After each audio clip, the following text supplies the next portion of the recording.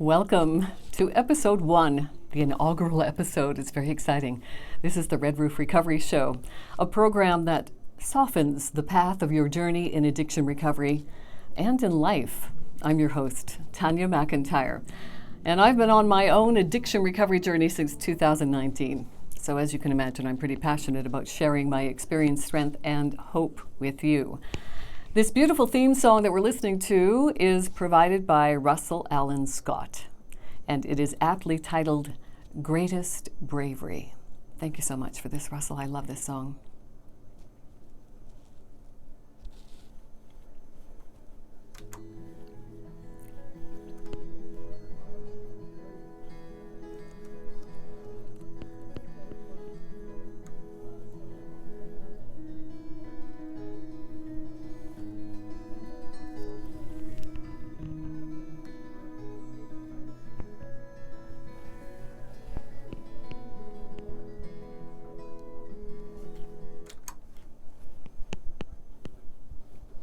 At the end of our show today, I'm going to play that piece in its entirety. That is Greatest Bravery from Russell Allen Scott. And again, I'm your host, Tanya MacIntyre. Thanks so much for joining me. Our time is finite in this crazy world, and I really appreciate you choosing to spend your 30 minutes with me. And, you know, about Russell Scott, he's one of my friends, and he actually helped me with a spiritual awakening when I was into my recovery journey for a few years and having some problems with aftercare. And I was relapsing and didn't know why. So certainly spiritual enlightenment was a challenge for me. And Russell Scott was a very essential component in helping me get there. So very grateful to Russell Allen Scott. I encourage you to check out his retreats. You can connect with him on Facebook, Russell Scott, and he's actually doing another coming home retreat very soon, so I highly recommend that. And you know, it takes a great deal of bravery to face life without the anesthetic of drugs and alcohol, whatever other substance or behavioral addiction that you might be struggling with, to endure this operation of life. I am recording this program in April of 2021, and we are in Ontario. We're in another lockdown as we are in now over a year of this pandemic. This COVID-19 virus is really taking a toll on people. And when I talk about bravery, it takes a great deal of bravery to not get sucked into that vortex of what I like to call the FUD factor. So those of you who have followed my career for any length of time, you know that I spent a couple of decades in mainstream media as a broadcaster. I lightly call myself a journalist because really I didn't have a journalism degree. I got my first job in radio because of my voice. The owner of the radio station in Cape Breton, Nova Scotia, just loved my voice, and he gave me my first break. I had gone to university to pursue journalism. I lasted for 3 months before I knew that I just was not university material. And it took me a long time to come to terms with that as well, right? Because social constructs tell us that we need to do certain things in life, right? My favorite Shakespeare quote is, "All the world is a stage, and men and women merely players." So what role are you going to play in this stage of life? So a couple of decades in mainstream media, as you know, I did a lot of things. I was a Queen's Park reporter, so I got to know a lot of the political movers and shakers of the day in and around Toronto, and worked for all of the major networks. And really, journalism, even in over the 20 years that I was in mainstream media, it changed a lot. I was basically a newsreader. I had an agenda to fulfill. And that was to perpetuate what I like to call the FUD factor: fear, uncertainty, and doubt, right? Because you listen to a news broadcast now, what do you hear? Bad news, and it keeps repeating itself over and over and over and over again. We're just inundated with bad news all the time, and now we've got it on tap 24/7. You can turn on certain stations, and that's all they do is broadcast news 24 hours a day, 7 days a week. So it's hard to really be selective, right, about what we're absorbing into our mind, because nowadays the messages are everywhere. We're getting them on social media as well. So those of you who know me, you know that I had a radio show after I left mainstream media. My passion was positive media. I packed up negative news for positive media, literally. And I produced and hosted a show called The Good News Only, where you hear good things to feel good. Because I know in my 2 decades of mainstream media that there are far more good things happening in the world than bad things, and there are far more good people in the world than bad. Unfortunately, we don't get to hear a lot about them, though, because it doesn't really sell, right? What sells is fear, uncertainty, and doubt, the FUD factor. And after doing that for a couple of decades, it literally chipped away at my soul. And I had to make a decision. You know, do I want to live a healthy, balanced life, and do I want to get sober, because my addictions were now spiraling out of control in the 20th year of doing something that I hated and was chipping away at my soul. So the only thing that was available at the time that I knew of was AA, Alcoholics Anonymous. And of course, I come from a long line of addictive challenges in my family tree. And I don't hesitate to say that AA saved my life, literally, for sure. I wouldn't be alive now if I hadn't gone to AA meetings for 8 years. But definitely Smart Recovery has given me my life back. And Smart Recovery is not really all that well known. When I went looking for something more secular, evidence-based, there were not that many things around. So Smart Recovery is out of Mentor, Ohio, and they just celebrated 25 years. It's a nonprofit organization that depends on volunteers to keep the face-to-face meetings going. And of course, everything is on Zoom now. So I have been involved with Smart Recovery as a facilitator, a certified facilitator with Smart since 2018. SMART is an acronym for Self-Management and Recovery Training. And absolutely, Smart Recovery is part of my success in recovery, without question. And I think becoming a facilitator in 2018 was pretty important, because I kept on relapsing almost every year. Sometimes I get a couple of years under my belt. And I would think, oh, good, I'm fine. You know, I've been handling it now for a couple of years. I'm fine now. I'm cured. I can have just, you know, that one line of Coke or a couple of shots of vodka, glass of wine with dinner. No problem. I can handle it. Well, no, couldn't handle it. So I needed a solution, a sustainable solution, and Smart Recovery has certainly been that for me since 2018. I'm happy to say that I have stayed on the wagon of life. So as anyone who knows 12-step programs, it's very spiritual based, and at the time when I started in AA, I didn't feel very spiritually fit, that's for sure. Smart Recovery is more cognitive behavioral therapy based. So they talk about our thoughts and how our thoughts lead to our behaviors, and how we can manage our feelings, our thoughts, feelings, and behaviors just by knowing how this disorder is working in our brain, and how we can intercept the negative thinking with more rational emotive behavioral therapy, which was a brainchild of Albert Ellis. And I have studied under a couple of his students, and still do. Dr. David Burns is one of my favorite people. And in fact, David Burns was my last interview on The Good News Only that I had hosted and produced for a couple of years. And it was David Burns who encouraged me and supported me in pursuing being a facilitator in addiction recovery. And I was kind of on the fence, because like a lot of people, I didn't have a lot of confidence in my abilities, my skills and abilities, especially being blacklisted from a vocation that had defined me for most of my adult life. I just kind of internalized all of that shame and guilt and carried that with me for a long time. But Dr. David Burns, and another thing too, is the lack of degree, right? I didn't have a degree in journalism. I didn't finish my degree in journalism. I didn't go to university. I just barely made it through high school. So that kind of negative baggage was getting heavier and heavier for me to carry. But Dr. David Burns, a pioneer in cognitive behavioral therapy, he was very encouraging. Hold on, I just need to take a little sip of water here. And he said, Tanya, it doesn't take a degree to be a good therapist. So with that, I thought, oh my gosh, maybe I could do something in the addiction treatment field that's not being done yet.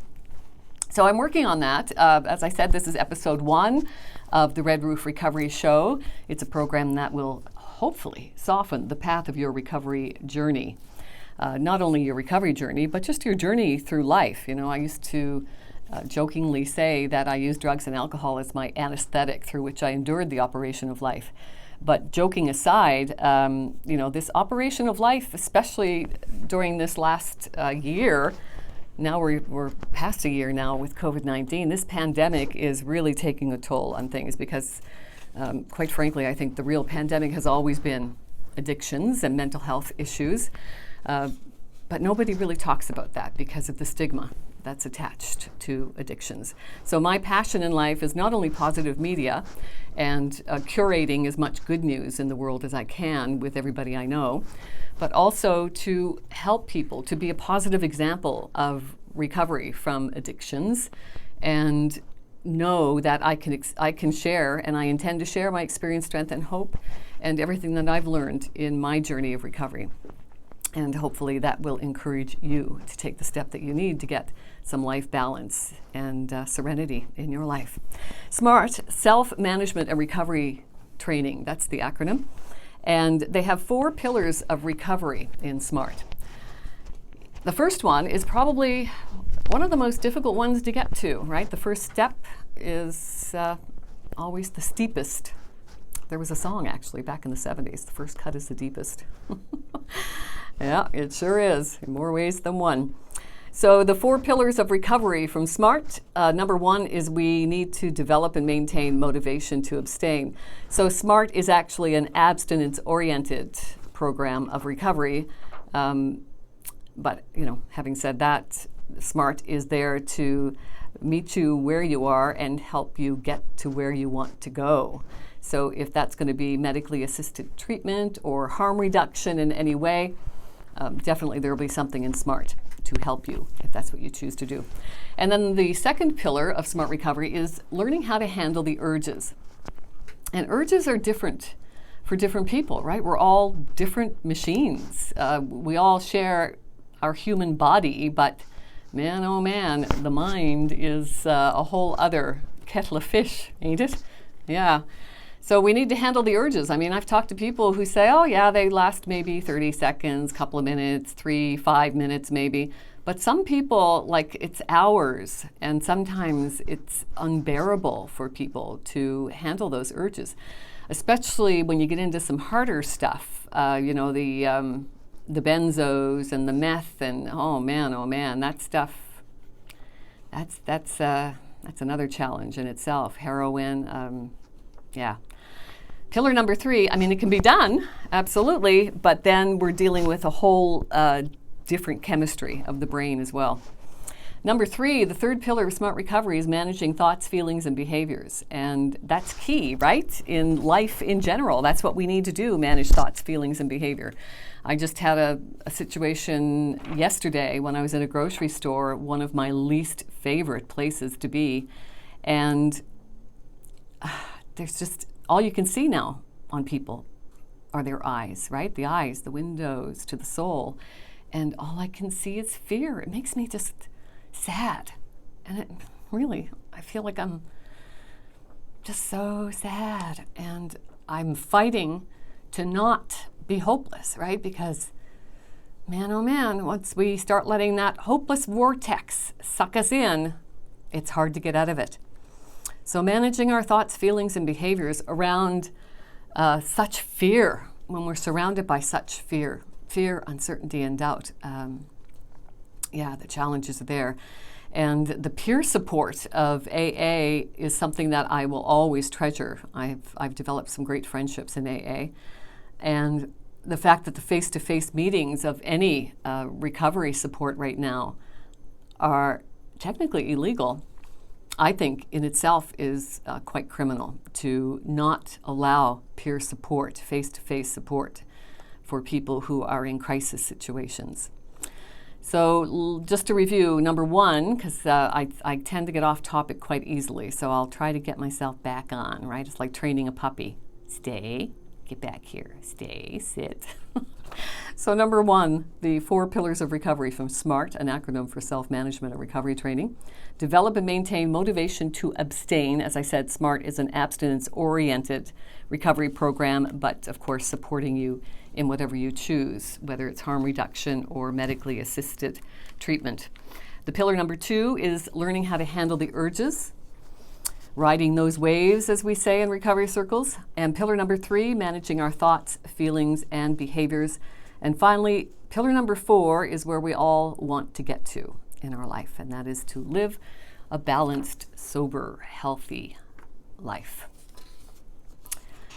So that is SMART Recovery in a nutshell. It has what they call a handbook, tools and strategies to help you on your recovery journey. So I encourage you to check out smartrecovery.org, and on that website you can buy the handbook. Don't know how much it is now. I've had mine for a couple of years now, but a lot of great info in here, and it's kind of become my Bible in more ways than one. But the templates, a lot of the more common tools that we use in Smart Recovery, one is called, and Smart Recovery, you'll know once you've been around Smart Recovery for a while, that we love acronyms. So the 2 main tools that you will hear talked about the most are the cost-benefit analysis, and I keep mine either in my wallet or as a bookmark.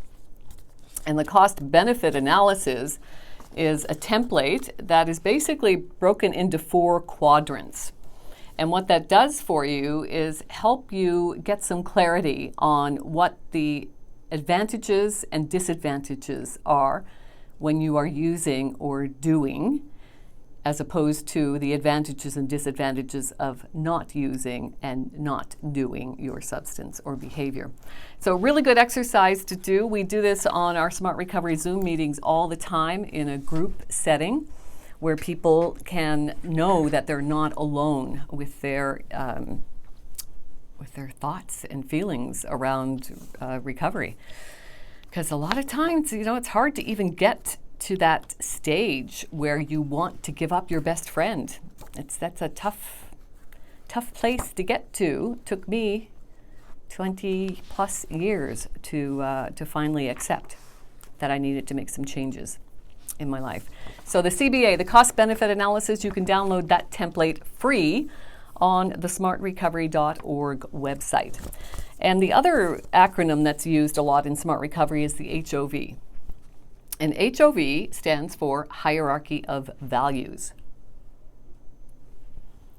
And why it's important to have a hierarchy of values is because a lot of us never take the time to really sit and contemplate what our core values are in life.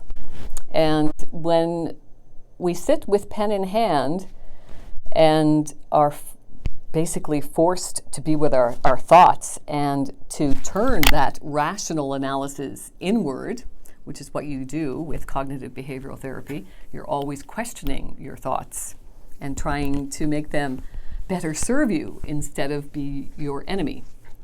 So the hierarchy of values helps you get some clarity around your core values. And then there are some questions that go along with that hierarchy of value, which I think are worth asking every day, because for me, my answers change almost every day. And those 3 questions are, what do I want? Question number 2, what am I doing about it? And question number 3 is, how do I feel about what I'm doing about it? So those 3 questions, I think, are really valuable to reflect on every day, because how often in life have we ever been encouraged to define what it is that we want?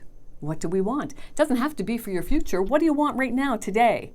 One of the mantras in AA is one day at a time, because that's really all we've got. 24 hours. What are we going to do with our 24 hours? So what do I want? What am I doing about it? And how do I feel about what I'm doing about it? It just gets you thinking about your core values, and are your actions aligned with what you say you want? And then it goes a little bit deeper with what could I do differently to help me get what I want. And Smart Recovery is all about practicing the P's, right? Somebody I watched recently on an inspirational video, she said, what we practice grows stronger. And like anything, even with our recovery journey, it's like learning how to play the piano, right? You can't just sit down in front of the keys and start reading music. You need to study it and practice it and be persistent. And that can be challenging depending on our circumstances at any given time. So practicing peace, patience, practice, persistence. And then question number 5, to delve a little deeper into that hierarchy of values, is how would changing what I do or getting what I want make me feel? So really good contemplation questions. Jim Carrey, I quote him a lot because he went from extreme poverty to extreme wealth. And in his interviews all the time, he says, my wish for everyone is that they become rich and famous and that they get everything their heart desires, so they will know that that is not the answer. Not what we want to hear, especially now. I probably heard on the radio that a recent survey of people in their teens and 20s, when they're asked what they want, what do you think they want? Teens and 20s. Well, what did you want when you were a teenager or in your 20s? To be rich and famous. Mm-hmm. So Jim Carrey says, it's not the answer. So what is the answer? That's going to be different for everybody, isn't it? So I just want to read you a little thing here by Richard Carlson in his book, Don't Sweat the Small Stuff. Life is a test. One of my favorite posters says life is a test. It's only a test. Had this been a real life, you would have been instructed where to go and what to do. When you look at life and its many challenges as a test or series of tests, you begin to see each issue you face as an opportunity to grow, a chance to roll with the punches, whether you're being bombarded with problems, responsibilities, even insurmountable hurdles. When looked at as a test, you always have a chance to succeed in the sense of rising above that which is challenging you. If, on the other hand, you see each new issue you face as a serious battle that must be won in order to survive, you're probably in for a very rocky road. The only time you're likely to be happy is when everything is working out just right. And we all know how often that happens, right? As an experiment, see if you can apply this idea to something that you're forced to deal with. Rather than struggling with an issue, see if there's something you can learn from it. Ask yourself, why is this issue even in my life? What would it mean and what would be involved to rise above it? Could I possibly look at this issue differently? Can I see it as a test of some kind that is trying to teach me something? If you give this strategy a try, you may be surprised at your changed responses. As an example, I had some abandonment issues for a long time as a child. You may have heard that most addiction issues are related to some kind of trauma. Well, yes, I've had my share of that as well. Mom left when I was 9 years old, so I spent years resenting her for abandoning me. I felt sorry for myself for a very long time, and when I later learned to redefine the issue as something that happened in my life to teach me something, I discovered that her abandonment actually made me a stronger and more independent person who faces challenges with more ease than most people, I'm told. I also finally opened my heart to forgive her. Man, oh man, the power of forgiveness is pretty powerful. I realized that she was just doing the best she could under the circumstances that she was dealing with. Because even parents suffer from self-esteem issues, anger issues, addiction issues, and she had all of them. And their issues don't have to become our issues. We can use their bad examples as a way to be stronger people. My father, on the other hand, I grew to call him Philosopher Dad because he raised me and my sister as a single father back in the 60s. And, well, you know what, maybe if you were around in the 60s, it wasn't an easy time to be a single parent. Well, it's never an easy time to be a single parent. But for a man in the 60s to take on 2 children without any assistance really is nothing short of extraordinary. He did an amazing job. Emotionally unavailable many times. He was working 14, 16 hours a day. But he was an amazing guy. And so I've come to call him Philosopher Dad, and I want him to be forever immortalized. So I've authored 2 books. One is called Mindful Wisdom from My Philosopher Dad. It's a tribute to my father. And my philosopher dad taught me that this transition into adulthood can often be a bumpy ride because, really, we're psychological children trying to fill emotional voids that weren't fulfilled while we were growing up, right? At least that's my story. Learning to love ourselves, one of the most challenging things we can do in our lifetime. We have to deal with social and cultural conditioning that's always demanding that we behave in a certain way. And we're watching, reading, and listening to messages from mainstream media now telling us that we're never good enough. And we live in an economy that perpetuates slavery to work and debt. So I wrote Mindful Wisdom from My Philosopher Dad to offer some mindful wisdom to navigate this often mindless maze of life.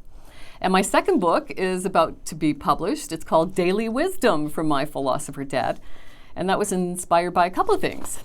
From my desire to make my first book the beginning of a series from my philosopher dad. He was an extraordinary man who deserves a legacy of greatness. And also it was encouraged from my daily readings that motivate me to continue on my journey from drugs and alcohol and a few other unhealthy addictions. And I made that decision to make better choices and live a sober, healthier life in 2009. And after 8 years of several relapses and 12-step meetings and losing a lot of friends who died from their relapses, I sought out this more secular, evidence-based program, Smart Recovery, as I was talking to you about earlier. Self-management and recovery training has helped me stay on the wagon of life. And my philosopher dad would be elated to know that I have broken the cycle of addiction in our family. A lot of the daily reflections in my Daily Wisdom book that will be available on Amazon.ca soon. They come from my philosopher dad, who raised me and my baby sister as a single father back in the 60s while struggling with his own addictions and challenges. And then some of the other reflections are passed to you from my countless mentors, seminars I've attended, books I've read, and of course my own life experiences. My hope is that you will not only buy my books, soon to be books, you'll also take a few minutes every day to contemplate the daily wisdom message in the second book, Daily Wisdom from My Philosopher Dad. And then you want to be writing those thoughts and intentions for the day. Very important to send that strong written message to the universe. The power of the written word is very, very powerful. So we're listening to Russell Allen Scott. He is going to take us out with his amazing talent, and he has gifted me with his permission to use his song titled Greatest Bravery by Russell Allen Scott. My wish for you is to always live fully, laugh often, love always, stay positive. I'm your host, Tanya MacIntyre. May the force be with you, and remember, you are the force.